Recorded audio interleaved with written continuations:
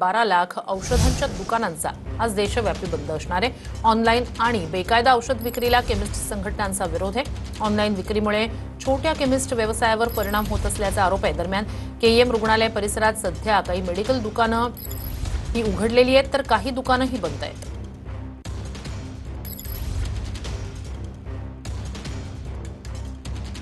अधिक या सगळ्या संदर्भात जाणून घेणार आहोत आपले प्रतिनिधी निखिल यांच्याकडनं। निखिल, आता नेमकी काय परिस्थिती आहे? कारण आज देशव्यापी बंदाची हाक तर देण्यात आलेली आहे, मात्र केएमच्या परिसरातली काही एक वेगळी माहिती समोर येते।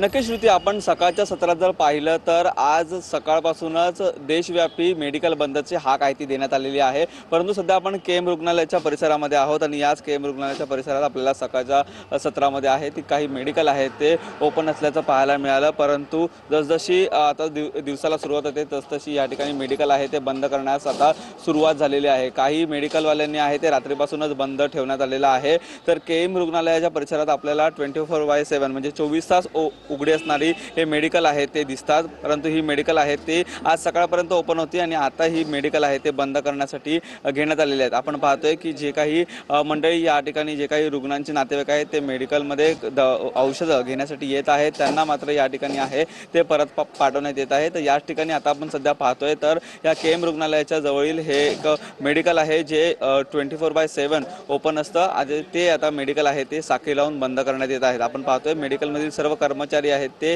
त्यांनी आता हा जो बाहेरचा गेट आहे तो देखील सध्या बंद केलेला आहे। परंतु बाहेरचा गेट बंद असून आतल्या गेटमधून हे औषध विक्री आहे ती सुरू राहते का हे देखील पाहणं तेवढंच महत्त्वाचं ठरणार आहे। परंतु आसपासची जर मेडिकल पाहिली तर ती संपूर्णपणे बंद आहेत आणि सध्या हे जे मेडिकल आहेत ते आता नक्कीच निखिल, नक्कीच अपडेट्स मुंबईतले घेत राहणार आहोतच। तुर्तास धन्यवाद। थेट जाणार आहोत पुण्यात। आपले प्रतिनिधी लक्ष्मण जाधव आपल्यासोबत जोडले गेलेले आहेत। लक्ष्मण, मुंबईतली परिस्थिती आपण काहीशी जाणून घेतलेली आहे। नेमकं पुण्यात आत्ताची स्थिती काय? कारण सकाळची वेळ आहे, मेडिकल आज उघडी राहतात, खुली ठेवतायत किंवा नाही ठेवत आहेत?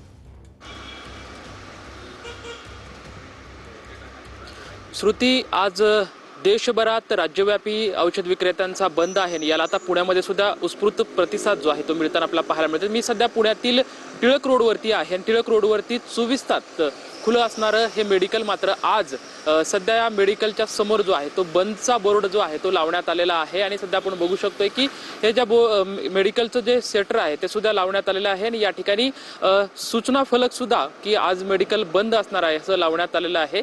खरं तर पुण्यातमधल्या सर्वच मेडिकलची परिस्थिती आज अशी आहे की देशव्यापी औषध विक्रेत्यांचा जो संप आहे त्या संपामध्ये हे औषध विक्रेते जे आहे ते सहभागी झालेले आहेत। ऑनलाईन औषध विक्रीमध्ये होणारा घोटाळा असेल किंवा कॉर्पोरेटमध्ये दिली जाणारी सवलती याच्या विरोधात खरं तर हा औषध विक्रेत्यांचा हा संप आहे। सध्या आपण बघू शकतो की हे सेटर जे आहे ते सध्या बंद करण्यात येत आहे। खरं तर सकाळपासूनच खरं मेडिकल हे बंद आहे आणि या मेडिकलच्या बाहेर सुद्धा आज औषध विक्री बंद आहे असाचा सूचना फलक सुद्धा लावण्यात आलेलं चित्र जे आहे ते सध्या पुण्यामध्ये पाहायला मिळत आहे। एकंदरीत सर्वच शहरातल्या सर्व मेडिकलची ही परिस्थिती आहे।